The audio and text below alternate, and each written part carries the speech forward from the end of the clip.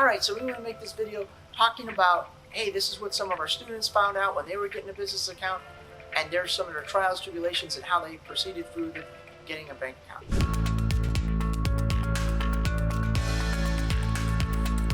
So point number one, we talked to many individuals. They tried to get a business bank account on their own. They went to bank after bank. They got shut down. And what they did is then they reached out to us and said, Phil, can you help us get a business bank account? So I said, no problem. They enrolled in our course. And then we give them the tips and the tricks of getting business bank accounts. Keep in mind that when you're in the ATM business, it's going to be hard to get a business bank account.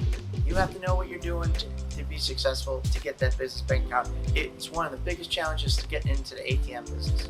Point number two, after joining our course, we gave them banks that are friendly to the ATM business. What does that mean? That means banks that will do business with the ATM business. There's a list of banks that won't, and there's a list of banks that will. We gave them the list of banks that will. There is paperwork that you're going to need when you want to open a business bank account. So we gave our students, this is the criteria that you need to open up your business bank account. We gave them a vetting letter. We gave them a letter from our sponsor bank. We told them bring their corporation papers, their driver's license, and then they were successful in getting to that business bank account opening that they were so desiring. Point number four, in some cases, we even give them an ISO agent. We're an ISO agent agreement. A lot of times the bank accounts are looking for a processing agreement. We call it that ISO agent agreement.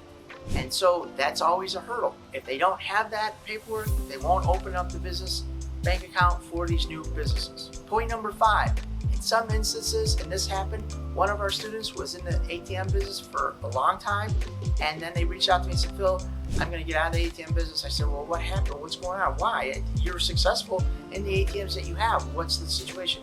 He said, my bank has called me and told me they're shutting us down. I went to a couple other banks. I was unsuccessful at getting a business bank account. Without a bank account, I'm out of business. So I'm just going to sell my machines and get out. I said, you know what? Let me reach out to a couple banks I know in your area. I called a couple banks. I found him two banks to choose from. I said, whatever one you want. He said, you know what? One's a little closer than the other one. I said, I talked to this manager, talked to this person. And within about 20 minutes, he had an appointment, and then they set up. He says, I can't believe that you saved my business. Thank you very much. I really like the business, but it was just scary when the bank was going to shut me down. I said, not a problem, it's what we do. So he's still in business today.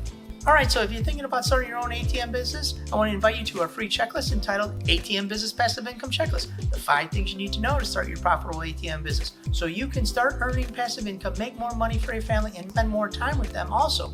If that sounds like something that's interesting to you, click the link down below and start your ATM journey today. Again, this is Phil from the ATM Mastermind group page, where we buy your freedom at one transaction at a time. Thank you guys for making us #1 on YouTube, and I'll see you over at the next ATM Mastermind video.